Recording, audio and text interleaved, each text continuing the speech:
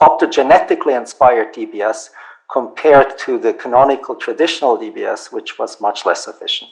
So I think that's another just proof of principle that this line of thinking, optogenetics can give you blueprints for new DBS. So, and then you can actually see whether this is feasible, and there may be some which are not feasible, but I think if you're really clever and exploit these mechanisms and this knowledge about these circuits, to just whenever you have access to these cells, and should it only be on surgical instruments that you take back up from the brain, you can wash them. And if you do this carefully, you find 2,000 to 5,000 neurons, and you can do transcriptomics on those. So I think that would be something I would advocate, bring back the neuron to neurology. We can now not only look at the activity of neurons, but we can actually look at the transmitter that comes out of the neurons. So there are genetically encoded fluorescent reporters that change their intensity as a function of how much dopamine they see. Making a hypothesis that this cell projects from A to B, you're actually looking at the entire projectome, and there have already been a number of surprises from that kind of I think it's an illusion to believe that we can direct research too much towards potential applications. Welcome to Stimulating Brains.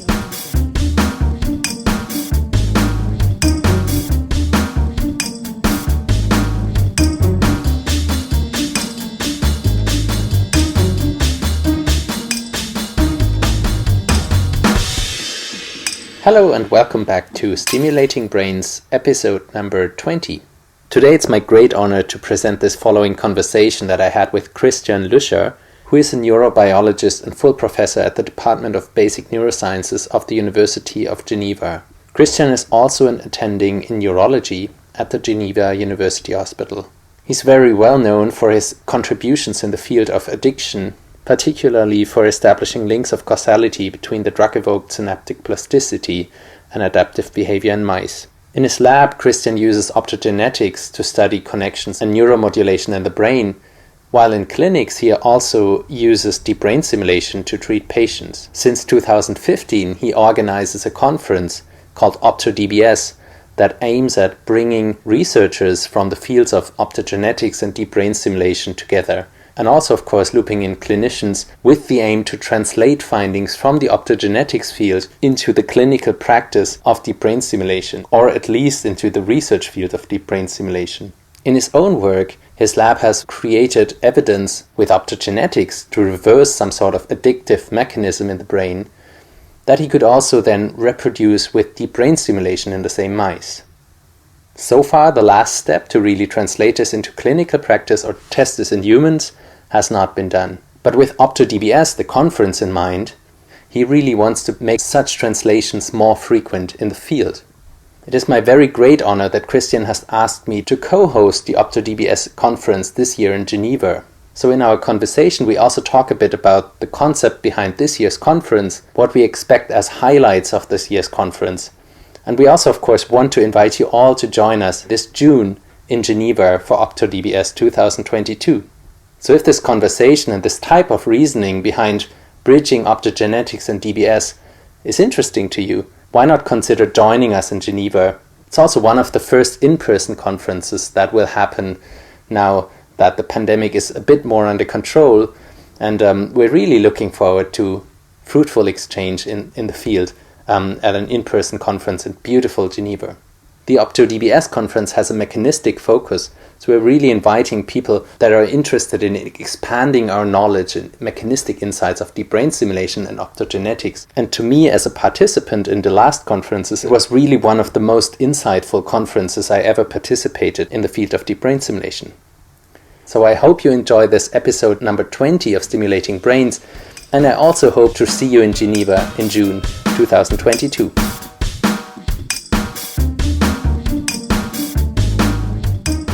So Christian, thank you so much for taking time to do this interview with me. I will have more formally introduced you by now. So maybe we can directly start and to break the ice, what do you do when not involved in research or medicine? Oh, okay, Andy. So you're asking me what I'm doing when I'm doing nothing. So I have two passions that I really do in my free time. One is cycling. The other is photography. So the road cycling is something I really like to do. Obviously, it's a physical exercise that I'm looking for. We don't have enough of that in the profession that we have. But it is also, it's just the experience of geography. I really take great pleasure in exploring landscapes by just cycling through it. You know, this is real mountain cycling, right? Sure, absolutely. I road cycling. So there was one trip we did from Lake Geneva to the Mediterranean Sea. And so obviously from Thonon to Menton. And, I sort of knew that there are mountains in between, but now actually I know. So, and I know how high they are, how steep they are. And it's just a great exercise to experience your surroundings. Beautiful. So this is one of the things I really like to do a lot. And the other one is photography. And so it's something I started when I was a teenager, already in the dark room, developing film and printing the prints yourself. Now it's mostly done digitally, but I like it a lot. And so my passion has always been with the large format. So I have already with the in the beginning I have the Mamiya RZ, and so that gives you these big negatives, and you can then blow them up, and you really have a very crisp image. And now I sort of emulate this by taking many pictures that I stitch together, and that gives me a very high resolution. So this is one thing I really like to do.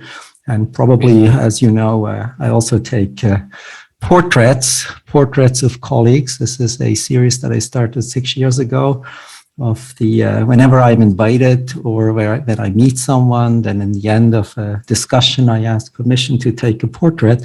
And that then made this website and the series of the famous neuroscientists in their natural habitat. So that's such a cool project. I've just seen a photo of Jens Volkmann that I think you took in Würzburg as well in that series. Is that going to be a book one day, or is it? Is there any plan to make that? I don't know. Or is it well, the website? You see, I mean, I think the website is the best way of showing it. They're so diverse. There's so many different ones. And so some that come to memory, which I really think are really special, are like with Elena Cattaneo, who is a neuroscientist in Italy and also a senator for life in the Italian parliament. She brought me to the parliament. So that was a great shot at the entrance, the guards watching over her.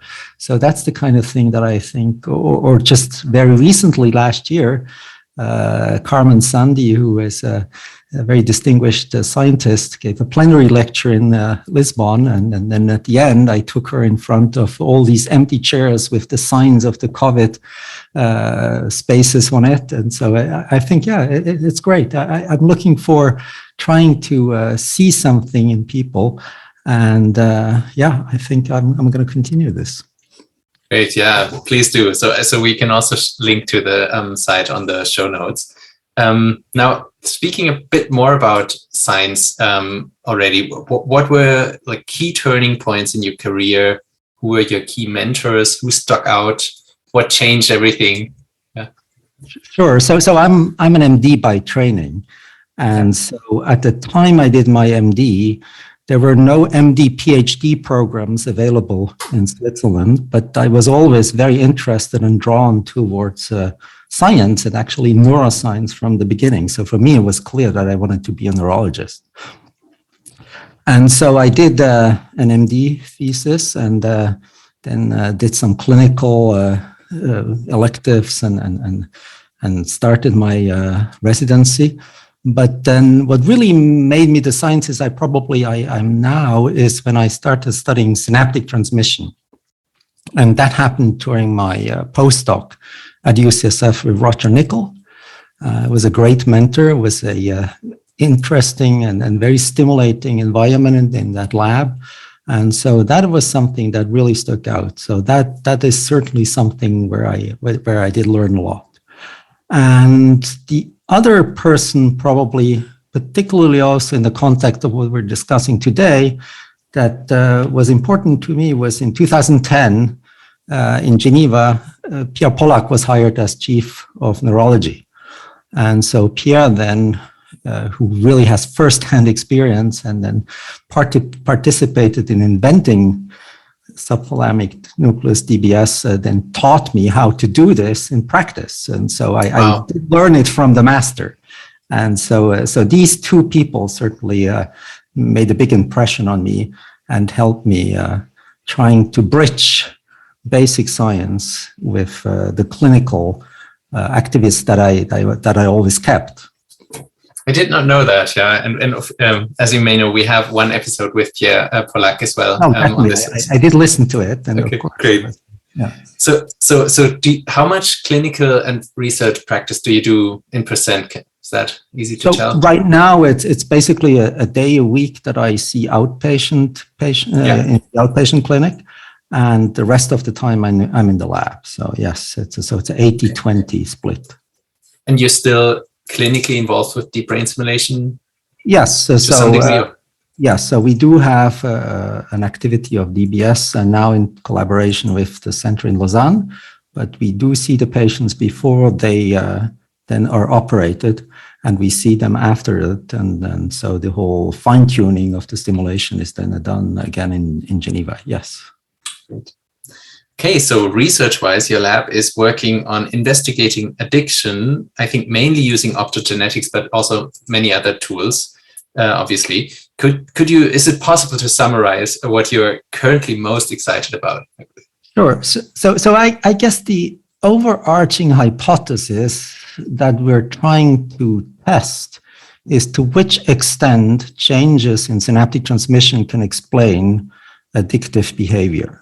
So this is sort of stems again from my postdoc at UCSF, where I studied synaptic transmission and synaptic plasticity, long-term potentiation and long-term depression.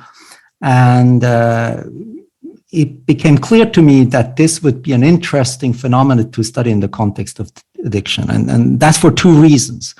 First, at the time, it was already clear that one commonality of addictive drugs is that they increase dopamine, and dopamine can modulate transmission of glutamatergic, but also GABAergic synapses. So this was a very cell biological argument. And sorry, you mean increased dopamine in the nucleus accumbens, correct? So for example, whenever there is a synapse, a sort of a tripartite synapse, where glutamate afferents make synapse onto a cell, and at the same time there is an ascending dopamine projection, then this is the outline of a synapse that can be modulated by dopamine. So that's one of them. Then of course the place where that happens first is the nucleus accumbens. Okay. So that is certainly something. And the other thing, is that at the time, Wolfram Schultz described his reward prediction error signaling in dopamine neurons of the ventral tegmental area, and put this into context of temporal difference learning. And so that obviously was also a very different but equally convincing argument that we should study the convergence of dopamine and glutamatergic transmission. And so that was sort of from the beginning, we set out to study addictive behavior as a substrate of altered synaptic transmission when dopamine modulates glutamate transmission. Yes. So that's the beginning. And so we then spent some years actually trying to understand whether this is indeed the case for all addictive drugs, that they actually increase dopamine, because while this was sort of assumed, it's not a trivial question, because each addictive drug has its specific molecular target. And so how they could increase dopamine in the nucleus accumbens differs a lot. So we identified the different cellular mechanisms through which dopamine increases when you take cocaine, heroin, And the first one we actually started with is a sort of atypical drug. It's gamma hydroxybutyrate, GHB, and it's a GABA B receptor agonist. And we were able to show how that nevertheless can increase dopamine. So this is one line of a number of projects where we have looked at this. We looked also at benzodiazepines, and we actually have now a paper in revision where we look at ketamine in that context. Is ketamine increasing dopamine? And if so, how would it do it? And so this is still something we really think about all the time. And then the second sort of line of research was, okay, so if dopamine changes glutamate transmission and induces this plasticity, which we in 2011 called drug-evoked synaptic plasticity, then the question becomes, how does that actually relate to behavior? So which synapse is responsible for which behavioral alteration? And that was probably from 2010 to 2020, most of our research. We tried to establish links of causality between specific types of identified synaptic transmission changes and adaptive behavior. And the adaptive behavior that we were studying at the time was really some of the very early types of adaptive behavior, such as sensitization. You know, if you give cocaine, the animal runs around. If you give a second dose, then the animal runs around more. So this is called locomotor sensitization. And we sort of try to identify the cellular substrate. And we found that, yes, indeed, if MPFC afferents onto a combal D1 medium spiny neurons is potentiated, then that is actually the neural correlate of locomotor sensitization. Because we designed experiments that allowed us to restore the normal transmission, and then the animal would behave as if it had never seen cocaine before. So that was, for us, that was sort of an important experiment. Again, it was in 2011, where we were for the first time able to show that beyond this correlation of seeing these changes in synaptic transmission, we did actually have evidence for a causal relationship. That is a very, I think, key result. I mean, there have been many in your line of research, but where you, because at least as a layman that I am kind of in this work, you would assume this is a potential treatment, right? It seems like modulating that way with optogenetics first, and I think then you also replicated that with DBS or with electrical stimulation in mice as well, could lead to desensitization or reversal of the adaptive behavior. Exactly. So before thinking of behavior, it's just, for me, this is the first time I sort of started to make sense that we did have a sort of, that we're getting at the core of addictive behavior. And so contrary to many other theories, which said that, people are addicted because they lose neurons, for example. Drugs are neurotoxic. And so somehow there are neurons dying, and that is the reason why people are having addiction-like behavior. We could show that without any loss, just a simple change of synaptic efficacy between two identified neurons was sufficient to drive an addiction-like behavior in a mouse. And so this causality link for us was really a turning point. And then from there, we sort of took it and then started to investigate probably the much harder question, which is, which individual are truly addicted? Because with addiction, one of the problems is that not everybody... Very interesting. And I think we should say that if you give enough access to drugs to both mice and humans, apparently only 20% get addicted. Yes, that's true. Right. And so your question would now be, why is that the case, correct? Well, so there are two questions. So why is this the case, as you said, and how does it occur in the brain? So now that we have looked into this a little bit, we have a fair idea how the brain changes when an individual becomes compulsively addicted. We don't fully know now yet why and what are the predisposing factors that would lead in one individual to that and not in others. So that is still something we're really actively working on. But the questions of which circuits code for the compulsion and how and in the transition from this recreationally controlled drug consumption and the compulsive use of a drug, that we have some ideas. And this is something we started in 2015. And ever since, that has really kept us very busy, because it's obviously a difficult question, because if you have to set up an experiment where only 20% of the individuals actually show what you're looking for, then it's a much harder experiment than if you can study something that happens in every individual. Yes. And I think you could max that to 50% by direct optogenetic stimulation, right? And then I think half of the animals would show that. So exactly, because it is such a difficult, such a low number, it's only 20% with cocaine, we then thought that maybe we could get higher transition if we had a sort of somewhat pure addiction by directly stimulating the dopamine neurons of the ventral tegmental area.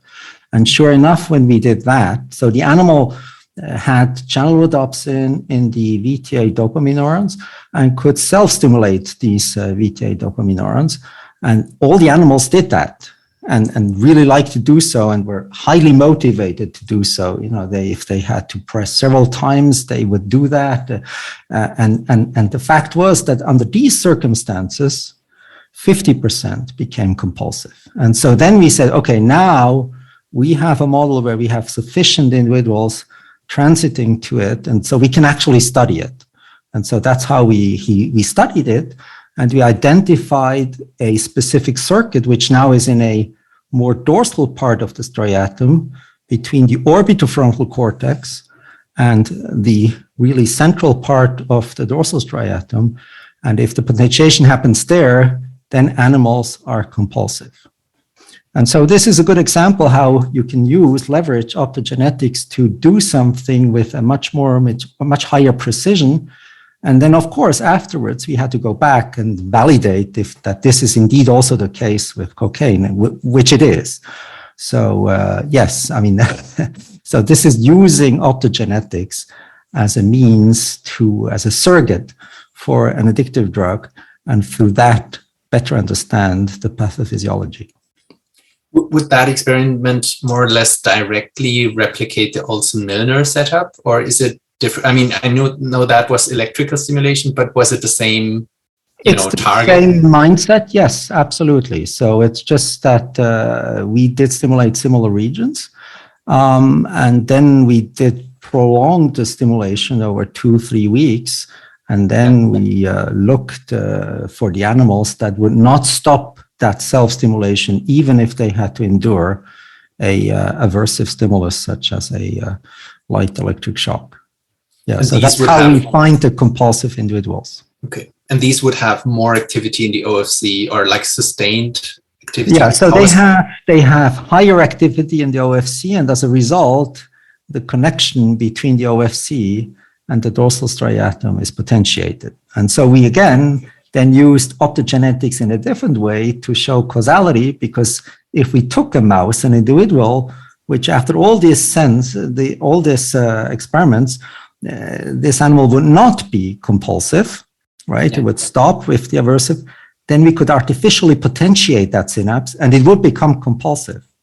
And conversely, the individuals that were compulsive, we could depotentiate the synapses between the OFC and the dorsal striatum, and they would stop self-stimulating. Okay. And I think, if I understood correctly, you don't yet know correctly what differentiates the two populations, but epigenetics seem to play a role, as you show in the 2019 Neuron article. And then maybe in a second question along the same lines, I think in 2006 you came up with a model of addiction in the brain, but that did not account for this. That some animals would get addicted and others wouldn't. It's true. So we then summarized the results in the field, not only ours, because there are many other people working on these circuits of addiction. first in 2016 and then 2021, and we sort of developed a first circuit model of drug addiction. And the one in 2016 is really version 1.0, which would not take into account this transition to actual addiction. So it was certainly an incomplete version of it. And now in 2021, together with Patricia Janak, we published one where we now integrated these newer findings from us and other groups. And that is sort of, now the version maybe 1.5 or something like that. Great. Okay. It's really amazing research. So how do you think such insights as the ones from your lab could then best inform clinical practice? What are the gaps?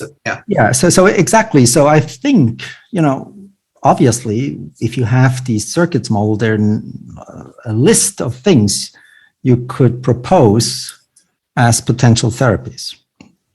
So then the question is, how do you do this in a individual, in a human, where access to genes and genetically determined cell population is not possible?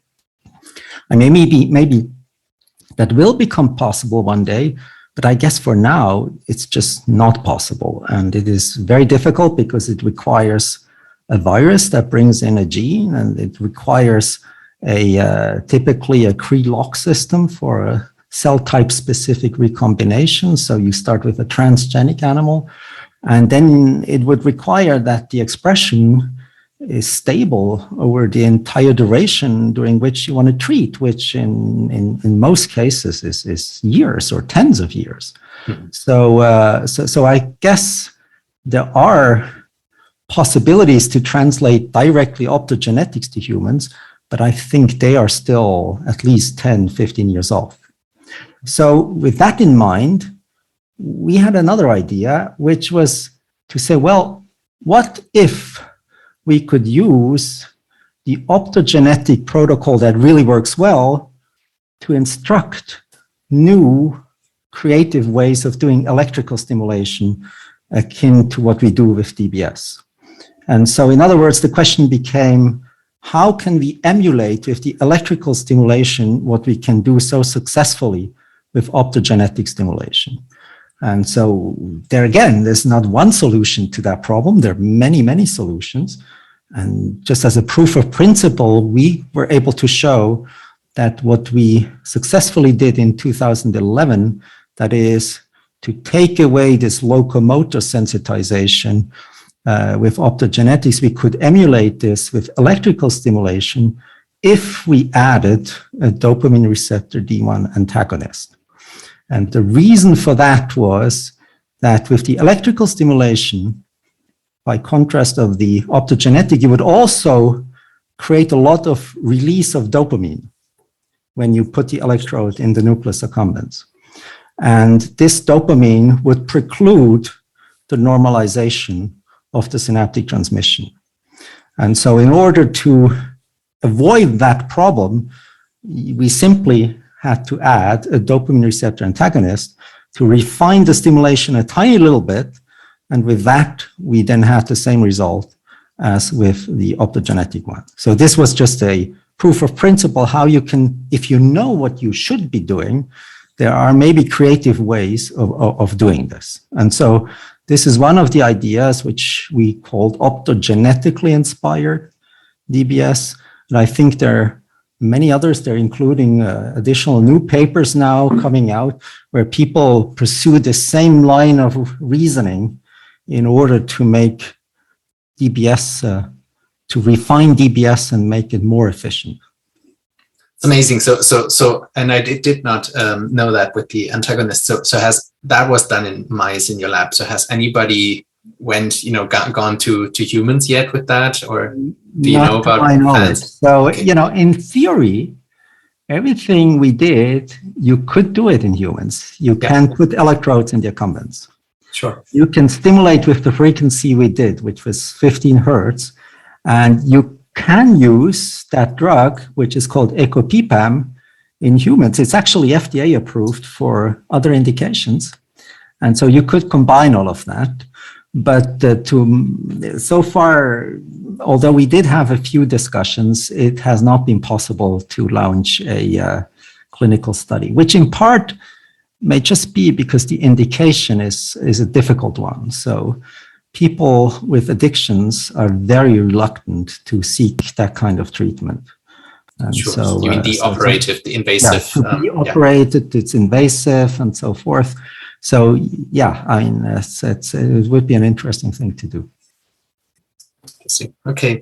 Any other like prime examples segueing into the conference talk as well, where people have used optogenetics that then inspired deep brain stimulation? Or well, sure. So I mean, now I guess we're leaving a little bit the addiction field, which is perfectly fine. And as you know, the primary indication for DBS is Parkinson's disease.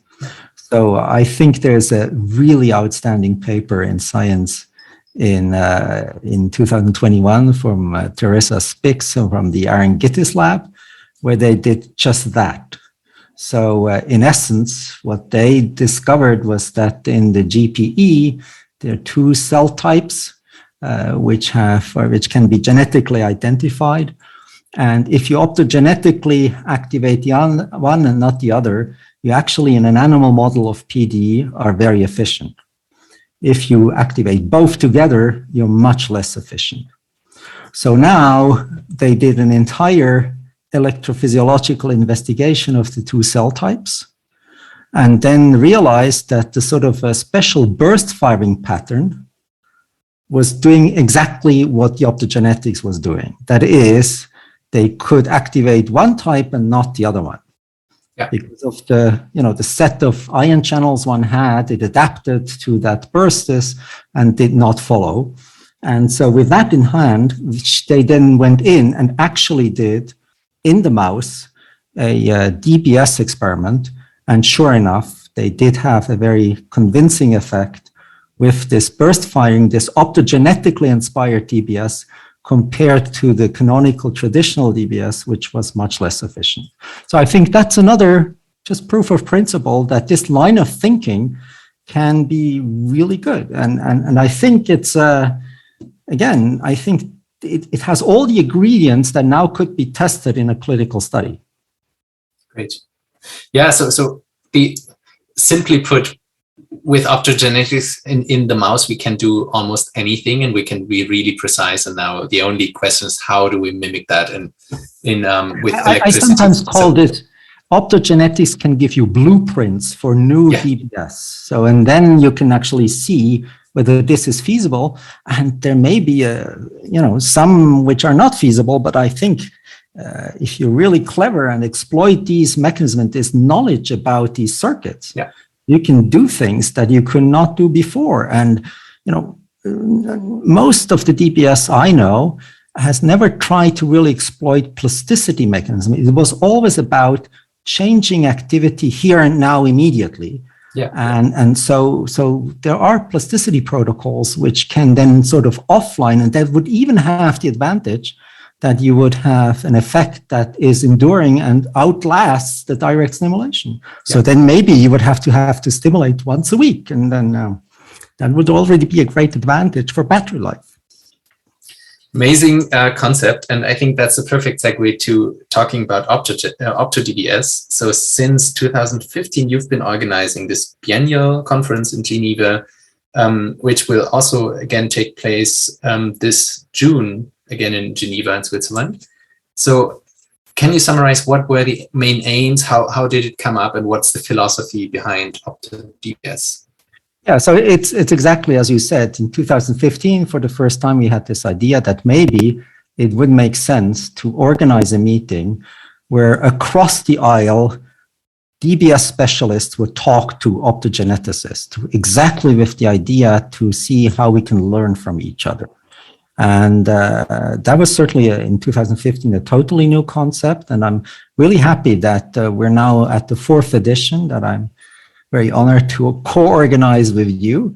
And so I'm looking forward to see how each time we do it, the idea becomes clearer, and people are getting in that mindset of using the idea of understanding circuits, and through that come up with clever new ways of doing DBS. Great, and the honor was, of course, mine, and it's really nice of you to loop me in, and it was fun to help organize the program on maybe more on the DBS side. But I must say, it's going to be great. I think it's exciting. So the two of us, we sort of represent, both angles that come to it, and I think sure. I mean, I'm really excited. For the record, wanted to state that, of course, you still do most of the work and the whole concept, and I'm really honored to be a small part in it. So thank you so much at this point. But do you, maybe going into that a bit more, looking back to the original, like the other 3 editions, do you have some key insights or highlights in mind from the last years, or examples where you really had the feeling, okay, now it clicked, or there was this, whatever, these 2 talks that were placed together that did it work out, the concept so far? Well, so it certainly was first a lot of getting to know each other. That's for sure. But I do know for a fact that Aryn had some of her ideas during these meetings. So I'm certainly proud of having sort of being able to set the stage that they could go and then actually did the work. So that's certainly.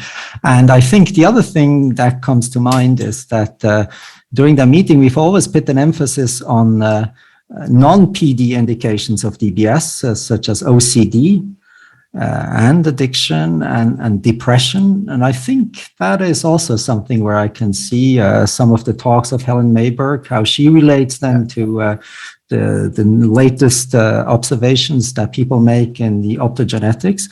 Yes, certainly. Great. How would you, so and we could mention that Aryn Gittis is also giving a talk this year, so it's maybe already advertising that. Really looking forward to that. Or another one is, the using the optogenetics, like Alexandra Nelson does that from UCSF, to understand how DBS actually works. Because if you want to study what an electrical stimulation does in the brain, it's very hard because you have a lot of stimulation artifacts. The sheer fact that you stimulate at 100 hertz makes it hard to see with another electrode what you're actually doing, even in a neighboring structure.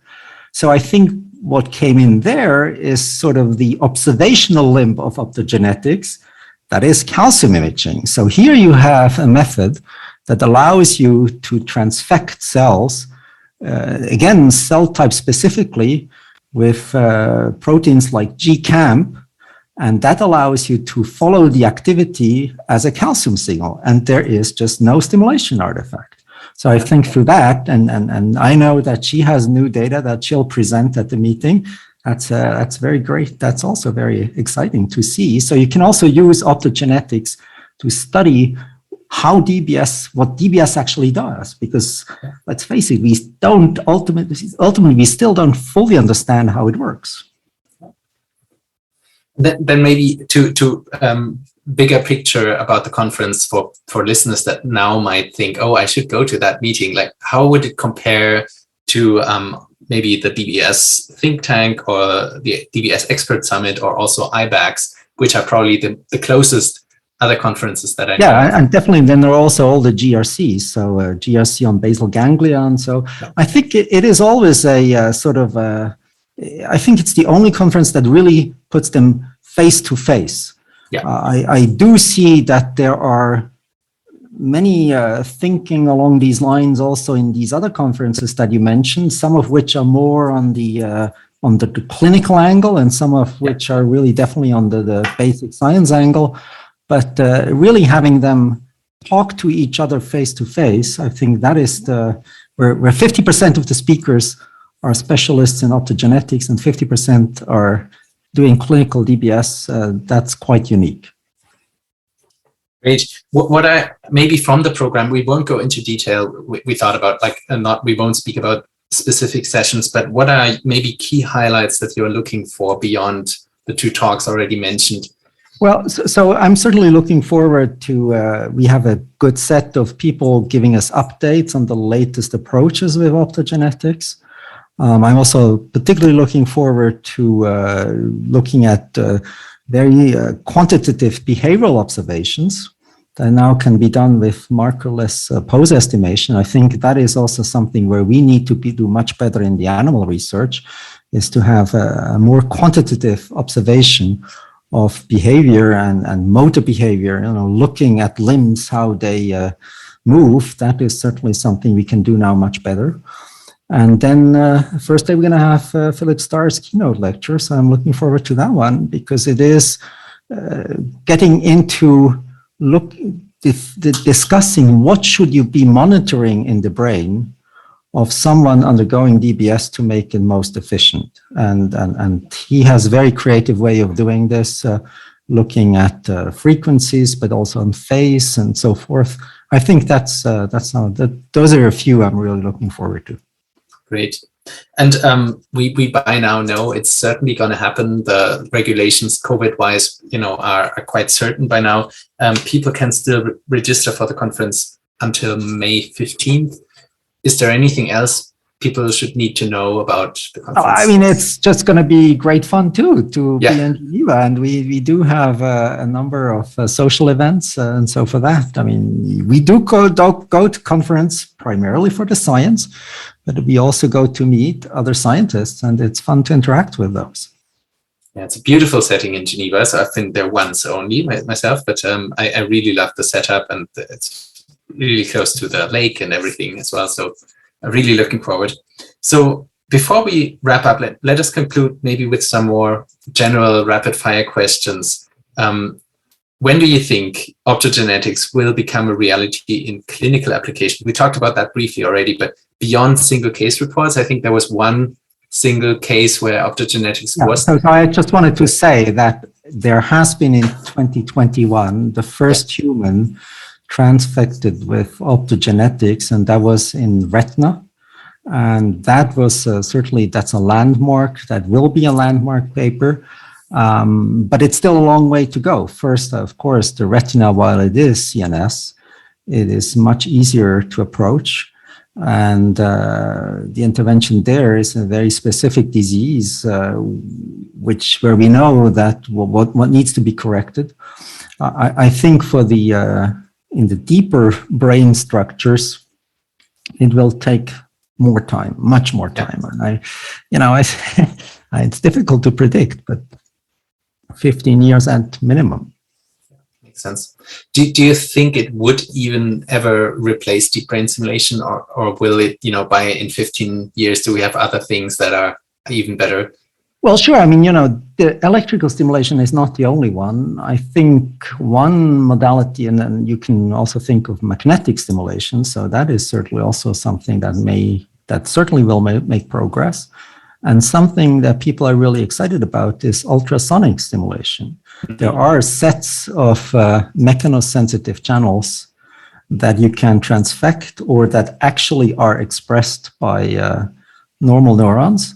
And if you find a sort of a sweet spot of how you can do ultrasonic stimulation with a special focus in a specific brain region, maybe that could be something. And then you no longer need surgery. So I think that may be, it's really new. And I think it's just very fascinating to see how such a modality could be interesting.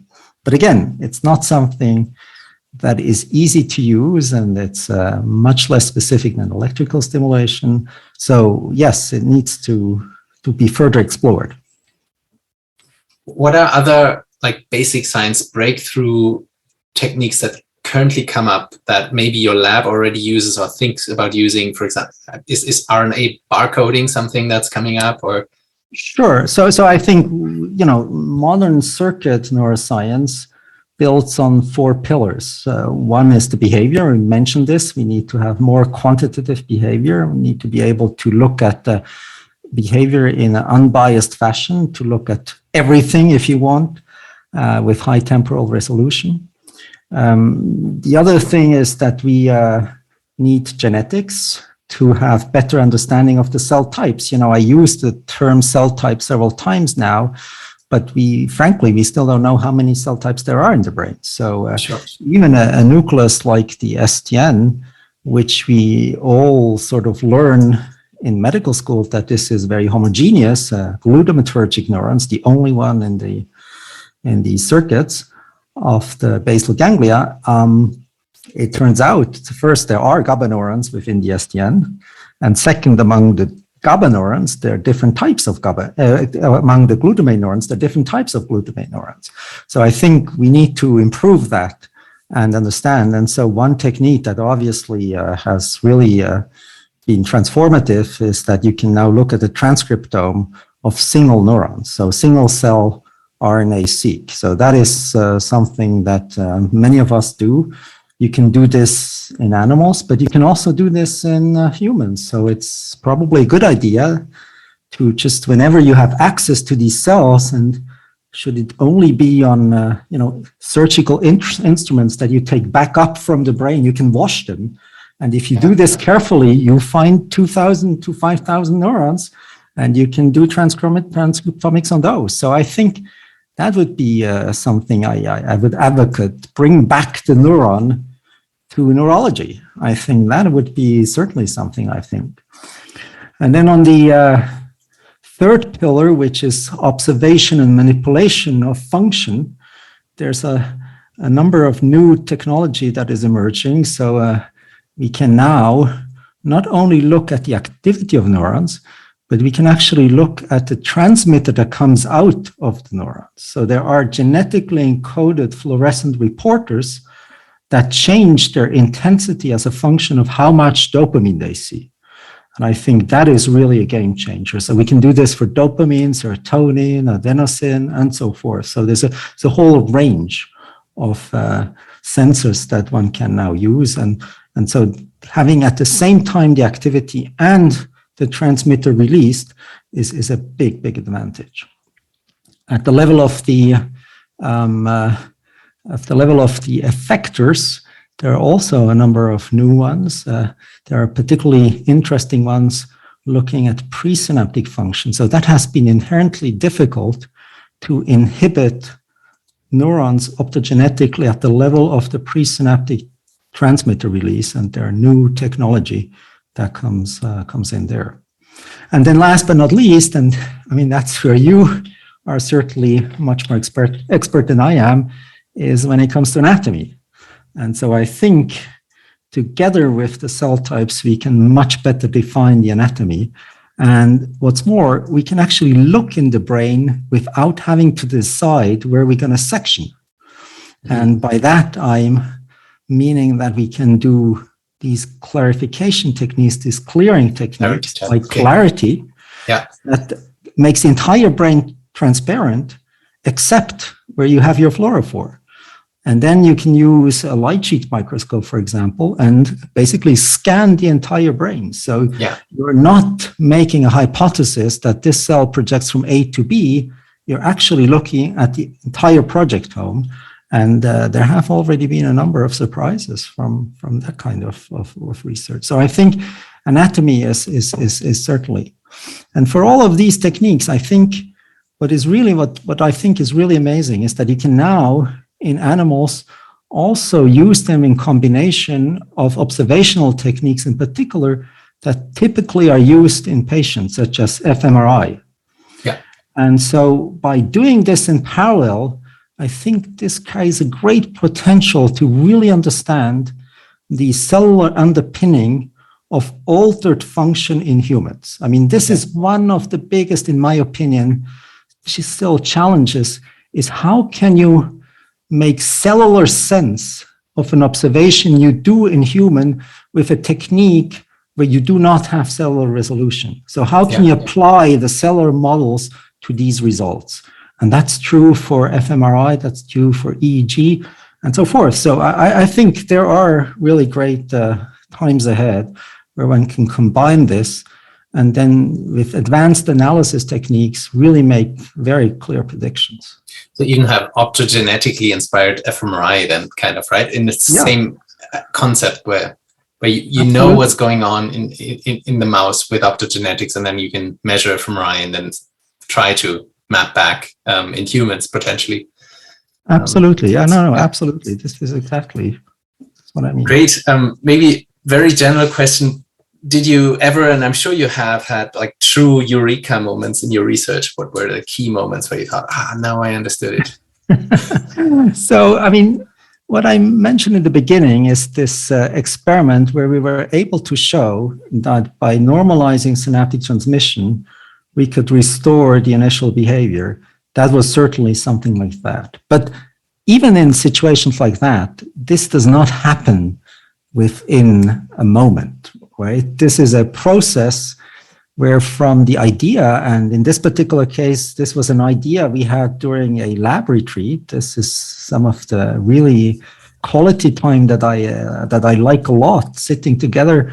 We did this for an entire week in a small castle in France. And during that, we were sitting around and we just brainstorming. And then someone had this idea. And then we started thinking of how could we possibly test it? And people said, well, some said, you can't do it. You can do it like this. And then until we actually had results that were convincing. So it was maybe over time frame of 4 or 5 months. So yes, in hindsight, this was certainly a transformative idea and a transformative experiment, but it's not how you see it in the movies where people, take out something and then they see it immediately and they understand it immediately. That never has happened to me yet. In hindsight, at least you can pinpoint it to the moment, but you're right. Yeah, I can totally relate to that.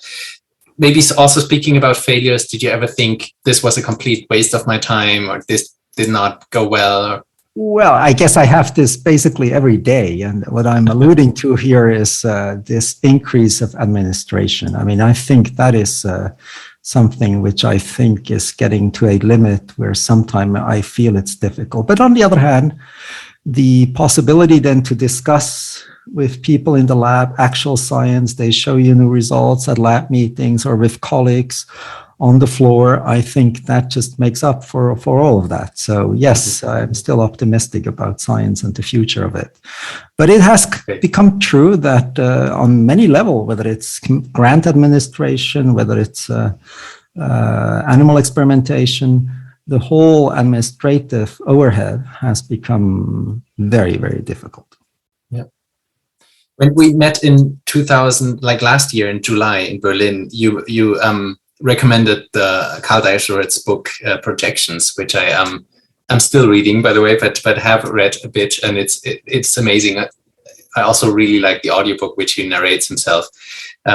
So in the foreword, he says something like he mentions that the optogenetics research, when it began, was only possible because of basic research that had taken part in the algae that were then used in proteins in algae like decades before that. And at the time, people that made that kind of research never could have foreseen, that it would be used in neuroscience and maybe even medicine later. So he uses that argument to make the point that we should continue investing into these basic research questions that are not so directly goal-directed or even clinically directed. And then there are other voices I couldn't agree more. I think that's really an important point. And, I know Georg Nagel and Peter Hegemann, and they were the ones that were working on algae. And they were the ones that first cloned channel rhodopsin. And so, and then sought to find people who were interested in even trying this in neurons. And that was a lengthy process already right there.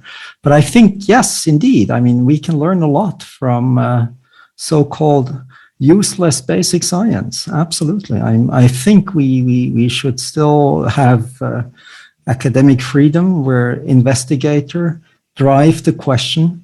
And I think it's an illusion to believe that we can direct research too much towards potential applications. Because there are voices that are, being voiced that we should invest more in this very focused clinical research, right? It's good to hear thoughts on that. It's a trade-off. I think if you are in a good situation where you have clear knowledge of how it becomes a technological issue, then of course I can understand that you do very focused applied research.